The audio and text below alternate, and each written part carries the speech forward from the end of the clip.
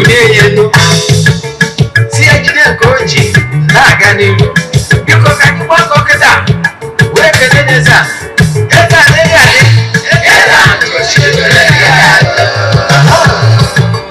Eze-Ana ugochitubelu nwoke ọma na oraifite ị ga-adị.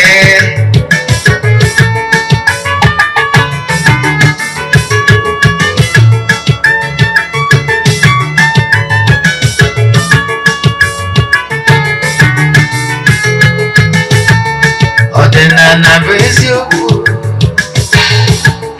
ọdịnala bụ ụzọ ndụ. Ị ma na o nwere olu gbochigharịa kwa mbọsị ọ na-eti n'ụtụtụ na abalị ọnụ na nkụzi. Eze-Ana ugochitubelu onye ọma na oraifite onye mgbasa ozi ọma ọdịnala gaba n'ihu. Eze-Ana ugochitubelu onye mmadụ ji eme ọnụ. Ọdịnala bụ ụzọ ndụ gaba n'ihu.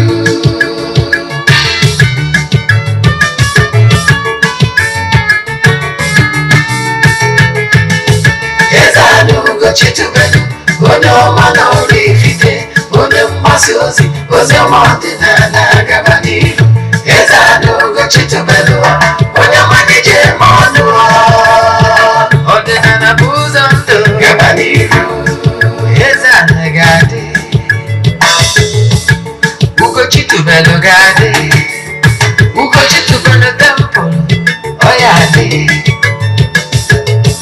Maka na eziokwu ọnwa chacha ndị oke erigo anyị fọnta mbaki ndị oche enyi anyị fọnta mbaki fọta asịkala aka ghọrọ ụmụ Igbo si anyị rapụ nke anyị na nke feka mma bụrụ Baịbụl bịa akwụkwọ akụkọ wepekwa chọọchị fa obodo ka adịkwa. Ụtụtụ ọma na ụmụ ọdịnala Igbo, anyị abịakwa n'uru oge awa nke eziokwu, oge anyị ji awa eziokwu niile agba nke ọ bụ mụ nwa bụ Ogbuefi Eze-Ana ugochitubelu na-anọ n'isi ya n'ụbọchị taata n'oge awa nke eziokwu. Isiokwu anyị ji wee bịa bụ all you should know about marriage in Igbo spirituality. All you should know about marriage in Igbo spirituality. Ọnya ma bụ isiokwu anyị ji wee bịa, mana bifo anyị gaba n'iru, ọkwa dị mkpa echefuna na aja anyị na-achụ kwa ọnwa ọbụla nke ọnwa Febrụwarị na-aga n'iru. Ị nwekwara ike isonye na aja a n'ebe ọbụla ị nọ na nsọtụ ụwa dum. Distansị abụrụ ịbarị a n'ọrụ anyị na-alụ maọwa aja anyị na-achụ maọwa afọ anyị na-agba na tempụl. Ị nwere ike isonye from anywhere you are all over the world. Ihe abụ aja mbuli elu, aja ịpụta ihe, aja esigoro na ya bụ n'imirikite ndị mmadụ elu. Yes, mana ihe ị kwesịrị ịghọta gbasara aja bụ na ịchọ isonye na aja forward ya 3 prayer request, chat ya m na WhatsApp, agwazie nga other details I need for you in order to book you. Ihe anyị na-eme bụ na anyị na-ewe ya 3 prayer request debe n'ọlta, na-achụ aja, na-aga ọfọ, na-ekwubi okwu n'isi gị ụbọchị ọbụla ganye n'ọnwa Febrụwarị agwụ. Ụbọchị ikpeazụ achịkọtazie ya bụ aja ụbọchị ikpeazụ n'ọnwa Febrụwarị. Aja abụ aja esigo na-ebuli ọtụtụ ndị mmadụ elu, mana anyị anaghị esho ihu ọrụ maọbụ testimony na social media. You know why? Ọ dịrọ necessary, ọ bụrụ ihe anyị ji maka ya wee bịa. Mana I can tell you n'ike dị na aja a na-achụ n'Igbo. Anyị malitere ịchụ aja ihe karịgoro arọ na-abụ. Yes, anyị malitere ihe karịgoro arọ na-abụ anyị bidoro ịchụ aja.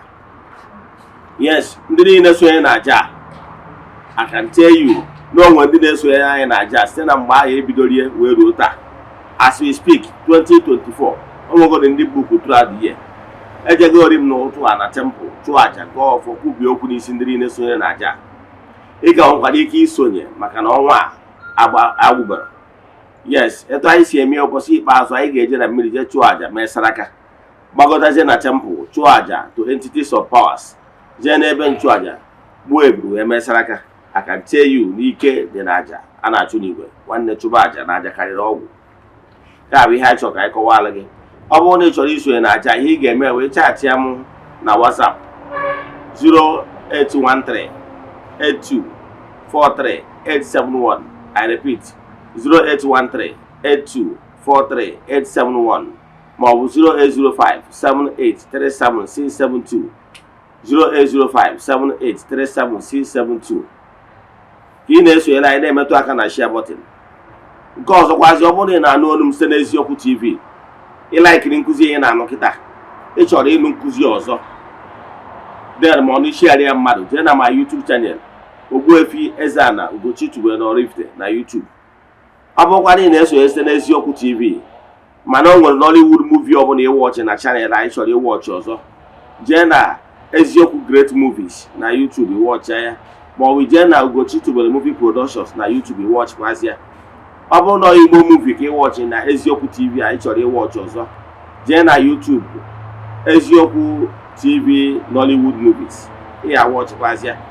Nke ọzọ, echefukwana na o nwere ọtụtụ praise and worship songs bụ belong to this temple, ngalaba na-afụ maka mgbasa ozi ọdịnala Igbo. Anyị nwere newly released 16 tracks. Ị nwere ike ije na our YouTube channels and download ihe egwu ndị a. Yes, egwu praise and worship n'usoro ọdịnala Igbo. Ya bụ egwu ndị a ihe download ya mana iTunes ma audio mark and YouTube and many more, and ijekwu na Amazon and so many of them. Ka ị na-eme nke ka Chukwu Okike pụrụ ime ihe niile gọzie gị. Then ka anyị banyezie na nkụzi anyị ji maka ịbịa n'ụbọchị taa. Anyị chọrọ ka anyị kọwalụ gị ihe gbasara alụmdi na nwunye. Yes, marriage na ọdịnala Igbo, in Igbo spirituality. Mgbe gburugburu mgbe ezi dị n'ukwu ụkwa, e nwere ọtụtụ ihe etu esi alụ di na nwunye kpatara marriage mgbe ha ji wee tọọ atọ. Nke mbụ, na oge ahụ etu esi alụ di na nwunye mgbe ha bụ na marriage abụrụ ihe ọ na-awapụta gịrị gbam anụọna. Mgbe ahụ e nwere proses niile ahụ a na-aga mgbe a na-ekwu okwu alụmdi na nwunye bụ ka e wee metacha ya mma. Proses ya na-ebidogoro na nke mbụgoro expression of interest. Yes, expression of interest ya bụ ndị agị nwoke, maka na nwoke ga-eje chọọ nwaanyị. Etu a ka ọ dị n'ala Igbo, etu a ka ọ dị na Igbo spirituality. Yes, and etu a ka o kwesịrị. Onye abatara na ijego nation book ya afọ ebe kwuru sị, he who finds a wife findeth a good thing and he will receive blessing from the God. Ị na-ege ntị? So na nwoke ka ọ bụ ọrụ ya ije chọọ nwaanyị. Ị na-ege ntị? N'ala Igbo bụ mgbe ahụ na o nwere ike onwe family ịfụrụ mmadụ, ma ọ bụ na mmadụ sịrị gị na nwaanyị ị na-achọ na onwekwara nwaanyị nọ na nke Maazị Okeke. Etu esi eme ya mgbe gboo bụ, ọ bụrụ na emeghị introduce na nke Maazị Okeke, iji maatụ, ndị be unu ga-asịgoro Maazị Okeke kedu ka anyị agbụrụ si akpa agwa, kedu nne na nna m ya bụ nwatakịrị anyị fụrụ bụ nwa Maazị Okeke. Analyze golu ka agbụrụ ha dị, agbụrụ na-ezu ori, agbụrụ na-agba ama, agbụrụ na-agwụ nsị, ma ọ agbụrụ ala, ma ọ bụ ndị na-anwụ ọnwụ ike. Ihe ndị a bụ ihe a ga-ajụcha ese. Yes, a na-akpọ ya ịgba njụ nwaanyị. Ị na-ege ntị? Ọ bụrụ na ha mesizie that normal one, then asị oke ka emezie approach, maka na ọ bụrụ ihe ọgwụ isiokwu na onye a na-ahọrọ ya ngwa. So any the concept of that particular maiden. So ihe a ga-emegoro bụ emeke the first move. The first move a bụ na nwoke chọrọ ịnụ nwaanyị. Ọ bụrụ na nne ya nọ, nne ya nwere ike idujenu, ma ọ bụ onye ikwu ya nwere ike iso, ma ọ bụ nne ya, ọ bụrụ na nne ya nwere ike iso. Ejegoro nke mbụ. Then ha nwere ike kpọrọ ofu ma mmadụ na-abụ wee jee. Nke mbụ ha na-ejegoro bụ nke a na-abụkarị ilu ka a na-atụkarị. Maazị Okeke na o ji wee bụrụ na o nwere ife a na-achụ, nke nwa ji wee mekwa nke nwa, ọ bụrụ na ọ na be gị. Si kpọọ okwu afa, o wee sị na o nwere nwa agbọghọbịa afọ na be gị, n'ọkwa nwa agbọghọbịa ka a ji maka ịbịa. Ama na-akpọpụtago okwu ụzọ kwa eziokwu.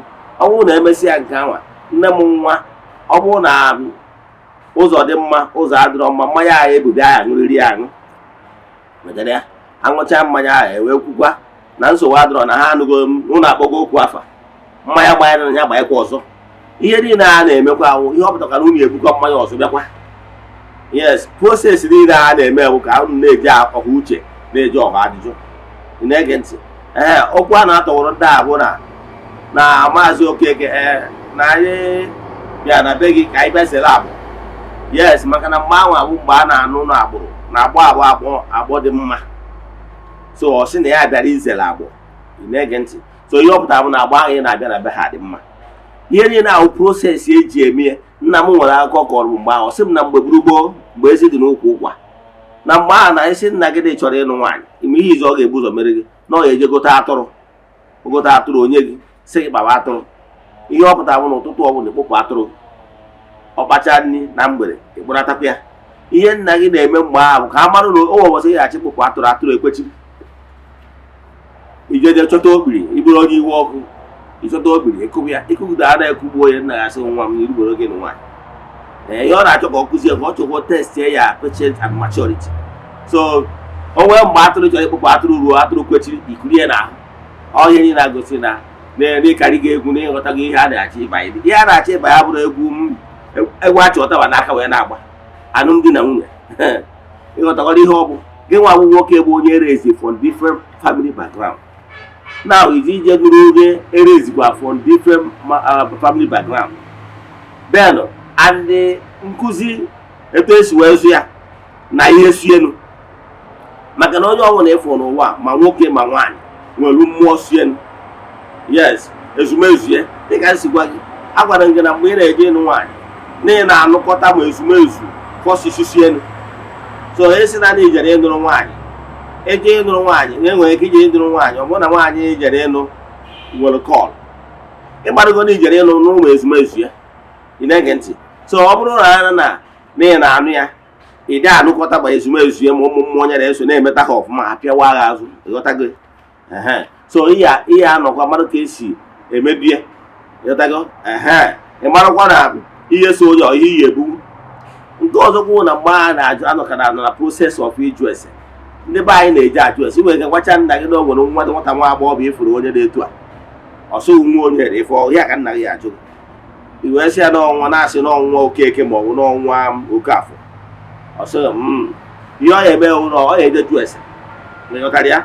Ka ọ marụ na nke mbụ a na-ajụ ese nke a jụrụ mmadụ, dere nwoke ahụ nkwara ike ịpụjekwa ije je jụọ n'afa. Ịghọtara ya? Ka ọ dị shọ na nwata nwaanyị a na-achị ịbata ọ ya amụkwa nwoke ọ ya amụ nwaanyị, ọ ya amụtakwa ọmụmụ ndụ ọ ya adịkwa. Ihe nye na ka nwoke ahụ eje jụcha ese, ọ jụchazi ese ọ sịghị nwa m ọ batazi ọ sịghị nwa m na ya na ụfọdụ ihe i kwuru ụbọchị ahụ na ihe mere ụmụ na aya eje ma ọ bụ na aya eje based on ihe ọ find out. Ị na-ege ntị? Mana abụrụ gị na-adị emezie nọ na-ahụzi m afụzie afọ ha na-atakawi ma mma mmadụ. Ọ ihe na-ewu na agbụrụ nke ndị n'oge nke ndị, mana ndị nna anyị ha it wasn't like that. Ọ na-awa afọ a na-ajụwu bife erie. Ịghọtara ya? Ada mana ajụwu a na-enwe n'agbụrụ kịta bụ ihe na-ebute nsogbu. So na nke mbụgoro bụ na eje na anụ nwaanyị na-efụna. O nwere nwa okorobịa chatịrị m yesterday, adị nsọ dị ukwe, mana ọ ka isi na ihe anwa ọnọdụ ya wee kụziere ndị mmadụ ihe. Nwa okorobịa chatịrị m yesterday abụrụ m onye na-ala ka igosi ụmụ privacy mmadụ, mana ihe nchọ ịkọwara ya ifu not aka m egosi play the voice note. This man was actually crying. It took me hours to calm him down. I cited so many examples for him, but all they are very difficult. If care is not taken, if care is not taken, no matter etusi agwayoku, we can calm him down. This guy already contemplated to go to take his life, because no one aware was like na afucha nka. Let go. Come on, in agency. Maki yoga bigger. This guy is a guy of 34 years. Here I got it off my on why you know motor mass at that 34 years. Career problem. To cut the whole story short, the marriage is in shambles. The marriage break go down irreparably. Now, when marriage collapses. Nyawa no the yawo what I won't care mutari mutari now. But the problem bo opposite that the marriage collapse will be the problem. The way Oja fighting here, it cannot na ndụ ya ama adịkọta ọnụ fact na life ya ga-awụ immense nọ immense ma ọ bụrụ na ọ dị afọ ụmụ ya because nke nwaanyị na-akpọrọ ụmụazị so n'ọkpọzi ụmụazị ihe nwa na-alamenti bụ na nwa ya ama anọ n'aka nwoke ọzọ wee too fact na nwunye ya metere nri ụmụ ya ihe ọ na-agbalụ ọbụla ọ na-ebelive na which is true na ọ bụrụ ga na nwaanyị jiri aka erezie ụmụazị in ya absent forget ụmụazị ahụ. You na-ege ntị, most women as in 95% of women if for any reason unu nwere problem wee break ya apart ihe ọ ya agwa ụmụazị ahụ against you bụ paint you black. You na-ege ntị n'onye nwa wee ezigbo mmadụ ọ ma agwa ha the full story ihe merenụ ebe o si wee ri mperi ihe butere ya bụ esemokwu ihe ọ ya alụ ekpegwara egwu ụmụazị bụ na nna ụlọ ji wee bụrụ gịnị agavi and by so doing inebe n'anya na ụmụazị a ga-take care of you at old age. Yes, they can only come back to you when things get better.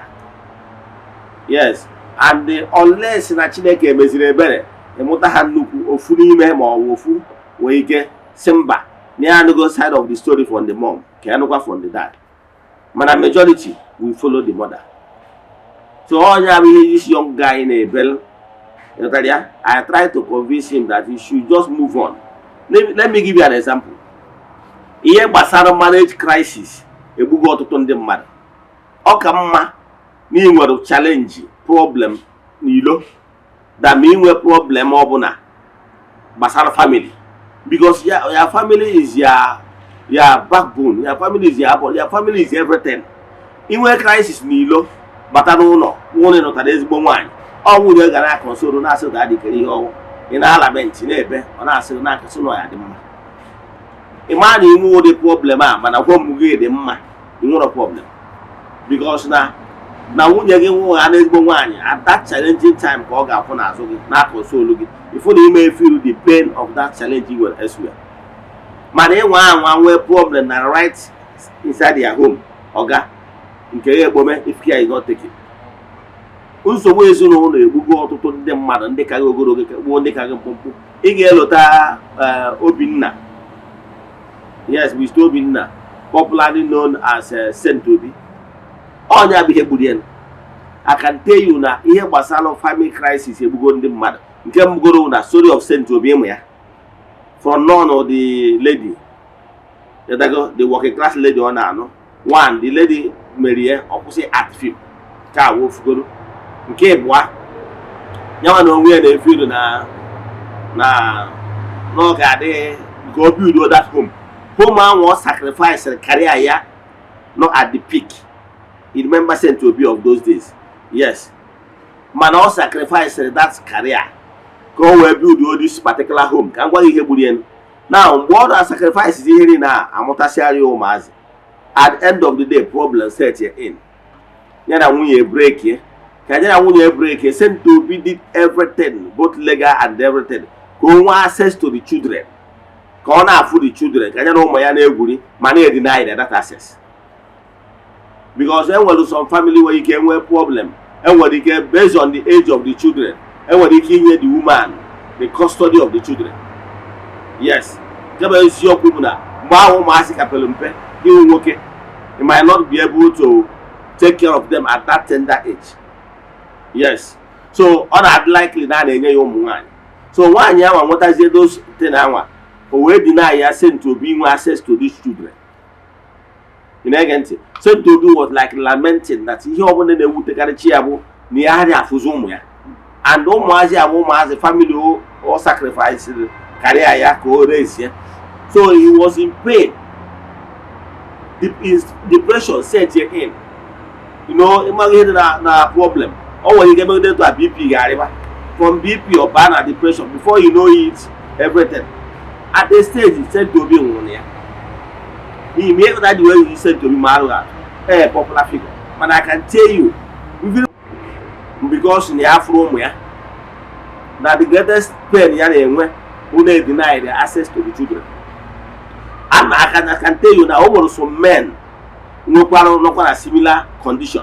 But then when they get hard well known, the world amụrụ maka ha, ndị mmadụ amụrụ maka ha, mana ha na-asọfa pain, ha na-asọfa pain. So ọtụtụ ụmụ nwoke amụgbo ọ gwara ndị na-abụ ịrọda ka ọ bụ na marriage na continue, ha na-amanejie, a na-amanejie, enweghị ike anọgidozie aịza na nke nwoke gburu nwaanyị, ịghọtago, ma ọ na nke nwaanyị gburu nke nwoke. Ịnụgo story, anyị anụgo many stories melụnụ, ịghọtara ya. Nwaanyị nwere ike gbuo nwoke ma ọ nwoke gbuo nwunye ya, and before nwoke na nwaanyị alụ ụlọ igbu onye nke ọzọ, ihe ọ pụtara na enwego problem, ihe ọ pụtara na ha na-enwegbo problem na-amanejie maka ihe ndị mmadụ ya ekwu. At the end of the day, o nwere ike ofu onye n'ime ha na must have the courage igbu onye nke ọzọ, thinking na ọwụ na ogbu onye nke ọzọ ka ọ dị free. Is not the case. And ihe ọzọ na-ese aka ọsọ ihe niile abụ eblem m Christianity. Yes, ihe ji wee blame ya bụ na Christianity melụ ndị mmadụ ha na-akọwatara gị na marriage wu better for worse, ọ dịgoro njọ, gị nọrị ya, and some people are suffocating. So mgbe ị megatazi like that ya nwa no emegatazi etu a, some people are suffering silently. Ị afụ nwaanyị di ya na-eti ihe tinkatiri pan, mana ọ necha anya ọsị maka ihe na-abaga akwụkwọ, ịghọtara ya. Ọnọdụ di ya before you know it, mmadụ anwụọ. Ị ga-erota maka the other singer nwụrụ the other time na-agụ egwu, asị na ya di na-enwe family violence. Ọtụ ndị mmadụ ịfụ ụfọdụ asị na because of nwa, so many reasons ndị mmadụ na-enye, mana ọ bụrụ etu a ka ọ dị n'ọdịnala Igbo. Ọdịnala Igbo merie mgbe gburugburu na onwe mgbe ọbụla mmadụ na-awụ biwelụnụ onyebe ha nsogbu, kama ọkpọ ya abụ n'anya, kama ya ebido nwụgbarịa oge ọbụla eje separate ways. Ọdịnala Igbo mere endorse, mana ụka bịara wee gwa ndị mmadụ nọ mmehie, etago ịdivorce ma ọ bụ ịnụ nwaanyị mere divorce ma ọ bụ ịnụ nwaanyị ọzọ nọ mmehie. So ndị mmadụ are suffering, nọrọ under the bondage, ịghọtara ya, nọrọ under the bondage. Onye abatara o ji abụ mgbe ụfọdụ ife ụfọdụ ndị fada nwe emerese ha na-eti mkpu na bishọp na-agba ha wụọ na ha na-aja nke ọzọ na-etere na ya esi na Katọlik pụọ. Isi ya ichefuo na nọọ mara eji ka ị nwere wuti bishọp na mgbe a na-eti fada ije lachara ring ya in submission, ka isi ring ya in submission na ị ga-erube isi to the authority of the church. Now ewere obere ihe mgbu to contemplate whether isi na Catholic church were ihe na-achịkọwara gị na ihe akwụkwọ union with you and the church and the bishop. So diwekwu ya. So ụfọdụ ndị fada na-akra by my advice to them, ha diwekwu ya maka na ihe a na-agwa ndị mmadụ na-ege ntị. So ihe na-achịkọwara gị bụ na o nwere ọtụtụ ndị mmadụ nọgoro ihe mgbu dị etu a. Ụfọdụ contemplatory igbu onwe ha, ụfọdụ gburu onwe ha, ụfọdụ nwere ike that violence or crisis elidie na ofu onye gburu ibie. O nwere ndị nọ nga, anyị nwere records, some husband and wife nwere problem, ofu onye gbu ibie. O nwere nke merenụ na Ọmụba Ọnịcha. Gịnị mere? Na nke nwoke na nwunye nọgide awụ obere misunderstanding, ịmagoro ihe na-eme ụmụ nwaanyị, nwaanyị wee tiwe wee sị ya nwoke ma ị na-adị isi ka ewu, ọ maka na m kwere uti. Nwoke a wee sị m nye adị isi ka ewu ka o tinye nwaanyị ihe taa bịa nwaanyị, ebe nwaanyị nwetaziri isi ewu na center table stainless dị na table, wee pịa azụ isi ebe a. Nwoke ọkwa na nwaanyị anwụọla ya anwụ, ọ na-eti ngwa bịa ka anyị nụọ fọ ọ na-enezi anya na-abụzi na nwaanyị a na-emegharị ahụ, otibezie kpọwa ndị nebọ na-etizi mmarakwa ndebe isi ka ewu, mmarakwa ndebe isi ka ewu, mana dịdị habindon. Ị na-ege ntị? So ana m achọ ịgwa gị and ihe a bụrụ ihe polisi nweta gị na ụdị ihe a ihe eje nga. Ị na-ege ntị? Maka family nwere nwa egburu nwa fa ahụ ahapụ gị. Ihe na-achọ ịkọwara gị na o nwere some family nwoke maọbụ nwaanyị nọ nga because of crisis. So ụmụ ihe niile abụ enwere so many things na lead to it. Onye abatara nke mbugolo bụ na nwaanyị mgbe ọ bụla ị na-achọ ịbanye na marriage ka e nkwụcha mụta ihe ọgwụ ọfụma. So this guy na-ebe akwa ka ụmụazị yesterday, I spent hours consoling one. Agwara m ya so many things nwere ike ibute fair marriage. Nke bụ isiokwu bụ na o nwere onye na-akpacha anya si ka marriage crash ya. Yes, enwere so many things nwere ike ime na marriage fail. O nwere ike ịbụ character. Yes, character, bad character, nwere ike ịbịakwa na from the both side, nwere ike crash marriage. Interference from friends and well-wishers, relatives, nwere ike crash marriage. That third party. Then enwekwa spiritual angle to it, nwekwara ike crash marriage. So the most important thing we want to find out exactly ihe crash in your marriage. Mana nke bụ isiokwu bụ na enwe crisis na marriage, ọ dị atọ ụtọ. I'm a living witness. O mere m yotago. So mana ihe na-achịkọwala gị bụ na gị nwee ide ebe akwa ka ụmụasị decide ya na n'ime di ya. Ịghọtara ya? N'ihi eme everything humanly possible to reclaim your children, gị ya nwụ. O nwere ndị na-fight kịta na-fight. Most of the times ụfọdụ ọtụtụ ndị mmadụ mee ma approach na the marriage. Ụfọdụ ụmụ nwoke bịara ebe akwa ka ụmụasị na nwunye ya mere ihere, na nke na-ewutechara ya bụrụ na nwunye ya hapụrụ ya n'ọnụ ọgbọgọrọ ụmụ ya wee naba. Some men are na-ebe akwa ka ụmụazị, ụfọdụ na-achịkere ihe a ya eme, ụfọdụ a na-eche many things. Mana I normally tell them, one, do you know why you should not fight? Yes, ọ nwere onye ga-emegide ọsị m na ya ga-eji to any length. Isi ya ịgwọkwọ n'ọgwụ megide nwaanyị a. You know why? Ka nkọwalụ gị, esi m oru ka nkọwalụ what you don't know. Ihe kpatara na I'm a living witness. My marriage crashed, and the marriage crashed in the guy with spiritual undertone anyway. Mana, why I should not, I didn't fight for that particular one.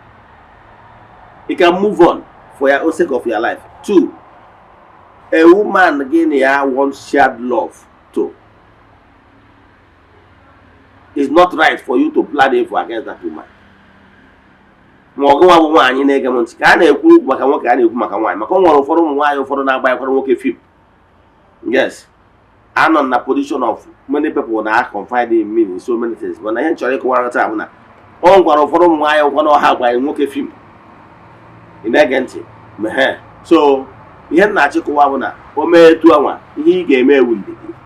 Never you contemplate igbu mmadụ. Ụmụ nwoke ibe m over to you. Ihe m chọrọ ịkọwara gị bụ na nwaanyị anwa di ya nwere problem, ọ kpọrọ ụmụ gị wee pụọ. Nke bụ eziokwu rụọ nwaanyị a na-erus. Nwaanyị ọbụla kpọọ onye na di ya nwere problem, iwe kpọrọ ụmụ gị pụọ. Nwaọchị ya nwaanyị anwa 10-15 years down the line, ọ na-adị nkịrịnka. Nke mbụgoro nwere ịmụgo ụmụ ebu amụọ ịtọ mụọ ịnọ, ị na-apụrụ ịdị ọdịchasisi. Ịpụọ di ya, ụfọdụ ụmụ nwaanyị ụfọdụ ochi because of one reason hapụ di ha. Ọ pụghara n'ebe anwa, nke bụ eziokwu nwaanyị aghachi ụmụ si na be pụọ, ọ pụọ, onye ọya anakwuru uwo, onye ara asaba isi ewu married men. Ịghọtara ya? And olu ebe e nwere so many things or challenges ọ na-efesi. Ebe single mother adịrịzi, agbaghị ihe a na-agabiga. They take so many shit because of that. Ọ na-achọ dịlị ka nwoke ya nyere ya aka ka o wee nweta financial support o ji azụ ụmụazị. Ụfọdụ n'ime ha na-edescend so low, na-ebi life ekwesịrị ọnụ. Those life ha na-ebi na-emekwa ụmụazị affect maka na nne ewu na-ata agbada nwe ya na-ede ya anya n'ọnụ. Ị na-ege ntị? Nke bụ eziokwu na ọ na-affect the moral lifestyle of those children. Na nke a bụ ofu. Nke bụ anyị wee sị gị n'o nwoke ihe kpatara ị ga-eji wee tie ewu. One, nke nwaanyị ya nwa na-ame obere oge ọkọ kpọrọ ụmụazị pụọ, ọgbara ihe ọ na-eji face tomorrow, ọ ka ga-ata ahụfụ. Because ewu ọcha ndị niile kpọ ụmụazị wee pụ, ha na-atagide ahụfụ, isi ha bụrụ aja aja. Ụdị life ha ga-ezu n'ụzọ maka ọsọ ụmụazị ya ọchị. Mgbe awa gị na ya nọ n'ebu breadwinner of the house, ị na-akwụ n'ụgwọ ụlọ, na-akwụ ụgwọ akwụkwọ, na-provide food. Mgbe ọnwụ na nwaanyị bụzi ya na-akwụ ụgwọ ụlọ, na-ekwu ụgwọ akwụkwọ, na-provide food, isi na-abụ ya aja aja. Ụfọdụ n'ime ha na-end ya up with death ihere, bi life dị ihere. Mana ihe njisi ugwu nwoke gị dị ya bụ ịma nwaanyị na-eto ịmasị gị jere ọrụ spiritual work ọ bụwe ya agha spiritually. You know why? Nwaanyị a you want shared love with. Yes, her flesh is your flesh. Don't forget. Two, this woman is still housing and clothing and feeding your blood. You know why? Your blood runs in the veins of those your kids. So ihe ọjọọ ọbụla ị na-achọ ka ibe nwaanyị a ibu mara back to you. You know why? She is still there feeding your flesh indirectly through your children, clothing them. So for the sake of that your children, please and please don't plan any evil against her. Leave her. some of those ladies you are seeing amakwa ihe a na-eme. Ụfọdụ nwere ike ọ bụrụ efuru man na outside na-ebere nwa ọsị ya na-agwa ya na itoruru ọrịa. Ị na-ege ntị? O nwere ụfọdụ ụmụ nwoke nọ ebe a wụ ihe mma kpọ devil reincarnate. Some of them nọ there to destroy married homes, married women. O nwere ike nwe nwoke ibe gị na-asa ya isi somewhere. Yataga o nwere ike o hypnotize ya, nwere ike o mara ọkwa ihe ọ na-eme. Ụfọdụ ụgwa nnọọ nwere ike ọ bụrụ na agwụ na-eme, especially in top of those people akpọrọ ọrụ. O nwere ike ọ bụrụ na ọ mara ihe na-eme, ọ na-adị ya ka e nwere another greener pasture out there. Ọ na-adị ya ka o nwere onye ọzọ na-eme, mana ihe dị na-abụ maka na spiritually unu adịrọ compatible. That is the bottom line. Spiritually unu adịrọ compatible because o nwere ike unu ajụrụ ese, unu emere the spiritual finding, manụ na spiritually ihe so gị na ihe so ya adịghị compatible, work in harmony. Mana n'ụtọrọ unu ajụrụ ese wee banye na nyamadụ dị na nwunye, abịazi ọ na-adị efọkwa. So ihe na-achịkọwala gị ewu ife ya banye na alụmdi na nwunye jụgoro ese, mara na mmụọ so onye na mmụọ gị na-eso ọ ga-afọ union, ọ ga-arụkwu ọrụ in union. Now you will check the aspect of character. You can go to check the aspect of spiritual compatibility. Now check character-wise. These two angles must never be underlooked. So I am not check. So na anya mana ọ bụrụ na ị na anya na-ebanye ga-abanye akwende efende dị ka ihe ejekwa iri. So mana ọ dị etu anwa esikwana ka ije gbaa ya wụọ gị bụ nwaanyị, esikwana ka that man that you once love ị na-eshi go so many things, ị na-eje na-asị ka ije lụwa ọrụ mmụọ, ka ije gwọwa ọgwụ, ka ị mee ka ọ dị handicap, ka ị gasa business ya. Onye ji mmadụ na na-chi onwe ya.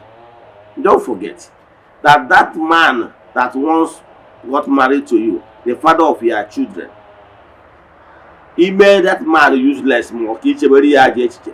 Onye ji mmadụ na na-chi onwe because he still flow back to you.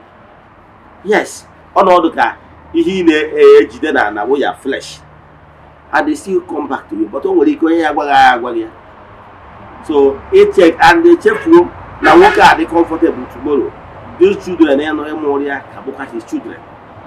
So mgbe na-achọ ka ime the man ka ọ dị useless, a man na ọ dị useless tomorrow, favor ụmụ gị enweta n'aka ya ama abịa. So you better allow the sleeping dog lie. So mgbe ọ na-enwe crisis, eche na siwa ka ime ihe ọjọọ megide ya ex-partner. Ọ bụrụ na ọ dịrọ work out, yes, let everybody jere onwe ihe ọ na-asa afa nne ya. Don't go and start planning evil, no matter what. Unu na-agwa loser. No matter how you look at it. Nwoke nwere ike say, the woman made away with my properties, he sold my properties, and then what? Go apata properties. He again of here. Bidoko one is in our life are full of mysteries and lessons. So you have learned your lessons. Maybe some other time you are going to marriage, you be more careful.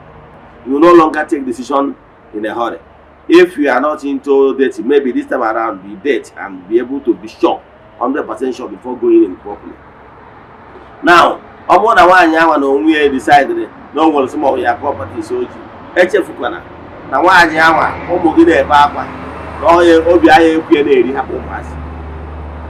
So adịmasị na ihe nwaanyị a mere dị mma, mana ana m achịkọwara gị na anya bụ ihe ahụ o mere ya nwa amara ihe ọ na-aje ezukwuru maka na o ji ọsọ agbakwuru ọgụ ama n'ọgụ ọnwụ. Ya nwa na onwe ya aghọtara ihe bụ iwe single mother, ihe ọ na-efe esi n'ihu, maka na ọ mata ihe o jere ife esi n'ihu ọ gara agba n'aka na agba n'ụkwụ. Ị na-ege ntị, agwaghị ndị ngworo single mother gwaghị ihe a na-pass through ọ dị soft. Nwoke ya agwaghị okwu, nwaanyị agwaghị okwu, onye ọ na-akparị even na be nna gị ọ bụrụ na ị nụsịa di mụsịa nwa si na be di nata, ụmụnne gị ga na-agwaghị okwu as trash. Onye gị na-eme ka ọ rịọ ya asị na ọ agwa ka iji si na be di nata, anyị agwagodo gị okwu ịba n'ihu na ị na-ebe akwa. Ị na-ege ntị. So onye nwa na-agbapụ ka ọ pụọ anwụtara ihe ọ na-agbakwuru, mana mgbe ụfọdụ ị marọ ihe reason, ị marọ na mmụọ ihe mkpa na-akpị ya. So onye ka ọ ya abụ ine mgbe ụfọdụ ịgalụ isi na ka iwere ka ime ka ịha, isi na ka ije gbuo ya, isi na ka ije tụọ ya n'arụsị. Onwe onye ọbụla sịrị gị na nwunye gị ji mee gị nke a mana ọ mụtara gị nwa sị gị jee tụọ ya n'arụsị, imekwara ya. Ị na-ege ntị, ịmata ihe ọsọ ya mee ime ya. Mana alụ na atụnye dịka nsi wee tụnye nwa amadi ya yesterday bụ move on at 34. Agwara m at 34 some of ya mate anụmụrụ nwaanyị. So na ihe kwesịrị ime bụ learn go the lesson. Maka na ọnụ dị gị anụcha ya mee wedding. Yeah. So ihe niile a na-ewuchi ya. Mana ije wee sị at a point ọ na-asị na ọ dị ya ka ya gbuo onwe. In fact, ọ dị ya ka ya sị ọfụ the girl ya gbuo the girl gbuo onwe. Then who lose? Mgbe ị mesịrị ya kere ihe ụmụ ha nwa kwa imego ha n'ọfa sọpịa. Now kere what gain? Ihe dị na ọrụ ihe iwe onye iwe ọkụ na-ekwu. Ọ bụrụ ihe onye iwe ọkụ na-eme. Imesi etu a niile emesi ihe a mgbe isi jụọrụ oyi ma na ime the wrong thing. Enwere ike ijezi igbu elu ogbuo gị iruzi ebe anyị si na gịnị ma ọ bụrụ na igburu nwa mmadụ ọ dị ataghị aka ejee nga ịnọzie n'ụlọ nga ebe ị na-ekulu off mgbe ahụ ị ga na-regret mana mgbe ahụ na o mekwatarizi the deeds have been done. Ọ ya ka m ji take my time hours na aka mia down. Ama nnọọ nwere ụfọdụ n'ime unu na-ege m ntị na-apasị ụdị tru ihe etu a. Instead of gị nwa ime like that, I will advise you to make it walk away. I will advise you to walk away. Negative. I will advise you to walk away. You walk away, move on with your life. And if you move on with your life, try to make yourself happy. I won't need cheme because of pain. A man na so so you have to advise you walk away. You move on with your life. Try to make yourself happy. That is the only thing you get. Man, over na imere 2 hours. A man, you are losing. Can't be he was a so more than jam will depend to be strong and don't do anything that will jeopardize your happiness. Because no one didn't do or do put former. I want to say he to the extent of even something funny. You go, but you what you do, you lose your life. Never you take your life because of our marriage again a problem. I can tell you, one the same problem. You go, when the same problem, mana hack didn't do. So whatever we are problem, then do. Even do for mark I have any who. Uncle Seba, you want to do now, Kusia, but when you talk about our family, send them message in our WhatsApp 0813 82 43 871. I repeat 0813 82 43 871. More 0805 7837 672. 0805 7837 672. Now I took work and kept me here in Onika Nation. I can't. Equal goes in this in the nation line of our you. This is the difference of the temple, children of the temple. Yan and the nation line aja, I am actually go 1 February. As no Maka melon. As more church or joy a mono. Yamo. As more you soon on our waja. That wouldn't get you. As more as an apple and amacha, Pamaya Badankia. As more, oh, yeah, the town, sick yemelon, woman. As him now more than auto. As more as go jello na DJ, or Jeluna, or see on or you young ones or young. As more as you go bound or car, or more no carino. More than a radio can watch that I was simple. Maybe 1 hour, more 1 hour, na ha. As more as only Adema, Ronya Adema. Or as on a madam, Madonia, Manata Maturu Wagu, or young crew. As a million year, here you not Japana. Ask me how much did you have other than a Yapuru, no, who are however. Sim, Oyama would be. Ask him more you here, you not Japana. Ask him more come from my tap at the even what if I'm on a book on. All the one actually in an Ogawan case you. Ask him no one on where project you actually.